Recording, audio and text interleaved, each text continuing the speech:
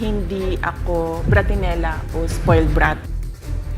Ang budget ng Pilipinas ay hawak lang ng dalawang tao. Ang budget ng Pilipinas ay hawak lang ng dalawang tao. Hawak lang siya ni Congressman Zaldico at ni Congressman Martin Romualdez. Yan ang katotohanan. Halimbawa ko dito, medyo mahaba ito, kaya pagpasensyahan mo. Ang halimbawa ko dito, sa DepEd muna tayo. Sa Department of Education, noong taong 2023, merong 5 billion na inapprove para sa classroom construction. Nagulat ako kasi merong mga lumapit na miyembro ng House na humihingi. Hinihingi nila yung 5 billion, parte ng 5 billion na budget. Wala kasi akong experience sa ganyan. At saka ang pagkakaintindi ko, pag inapprove na yan ng Office of the President, ibibigay na yan, pagdediretso na yon sa approval at trabaho ng Department of Education sa construction ng mga classroom. Nagulat ako, may humingi. Magkano ba ang amin dyan? Magkano ba ang amin dyan? So sinabi ko, hindi pwede ito. Kasi ang mangyayari nito, hindi magagawa ng Department of Education ang trabaho namin na mag-construct ng classroom ayon sa classroom backlog at sa prioritization base sa backlog at sa classroom construction. So sinabihan ko yung isang congressman, sabihan ninyo si Martin Romualdez na hindi pwede chap-chapin ang classroom construction na 5 billion. Kaya kung makikita ninyo sa budget proposal na approved ng Office of the President, 5 billion yon. Pero nung lumabas yung GAA o yung budget approved noong 2023, naging 15 billion siya. Dahil hindi nga ako pumayag na kunin yung 5 billion, dinagdagan nila ng 10 billion yung classroom construction ng Department of Education. Yung 10 billion na yon hindi kontrolado ng Department of Education. Controlled yon ni Congressman Zaldico at Congressman Martin Romualdez. Hindi ko na kailangan ng corroborative witness dito dahil makikita niyo yon sa papel. Makikita ng taong bayan yon sa papel. NEP, 5 billion, lumabas ang budget approved, 15 billion. So maiintindihan niyo, 'di ba? Bakit pa tayo magbo-budget hearing para sa Office of the Vice President? 2 tao lang naman ang nasusunod sa budget ng bayan natin. Halimbawa, taong 2024. Kung makikita niyo, ang approved na budget ng Office of the President para sa classroom construction ay 19 billion. Noong lumabas na ang House version ng Appropriations Bill, ay naging 24 billion ito.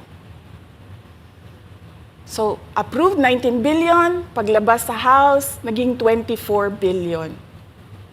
At doon sa 24 billion na yon, kung hahanapin mo sa papel, kinuha nila ang 5 billion ng repairs ng classrooms at nilagay nila doon sa 19 billion para maging 24 billion siya.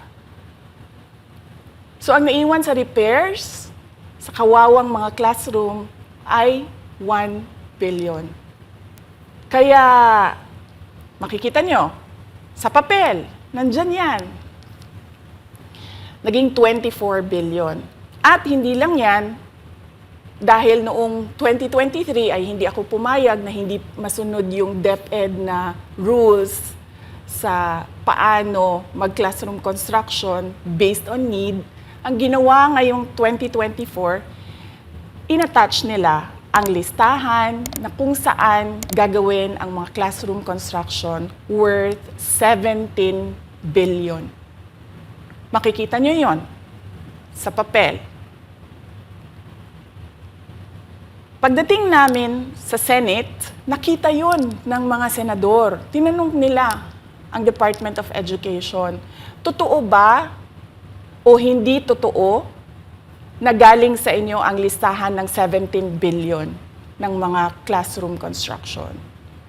So sabi namin sa mga senador, hindi totoo. Hindi namin magagawa yung trabaho namin. Hindi natin masosolve ang classroom backlog kung ganito ang nangyayari. Pwede ba ninyo kaming tulungan? Yung mga senador naman, very helpful sila. Oo, tulungan namin kayo. Kaya nga, kung makikita ninyo sa interpellation ng isang senador doon sa budget hearing sa Senate, tinanong niya, diretso, galing ba sa DepEd ang listahan ng 17 billion? Galing ba sa DepEd ang listahan na inattach doon sa House version? Sinabi namin hindi. Hindi galing sa amin yan. On record yon.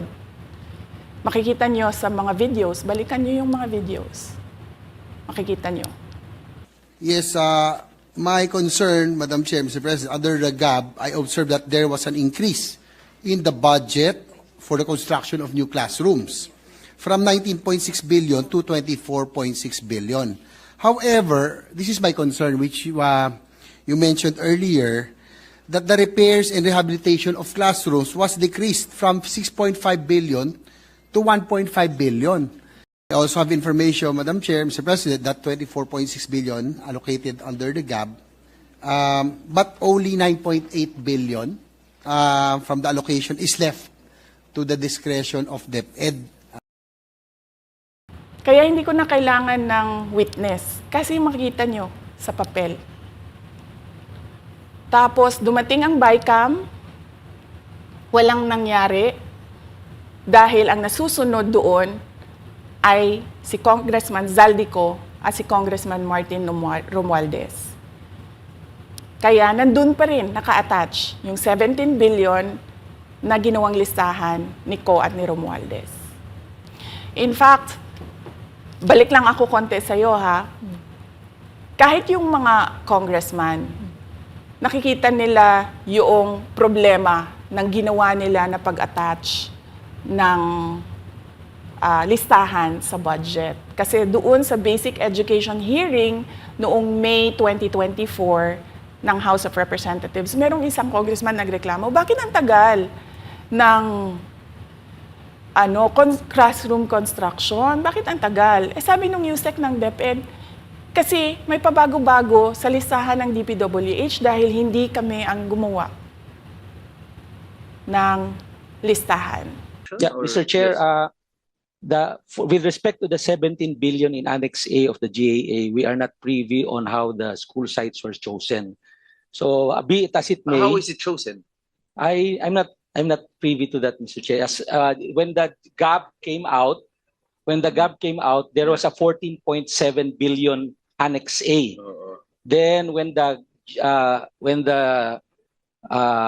committee, the GAA came out, from 14.7 it became 17 billion. So we are not privy to how the list was generated.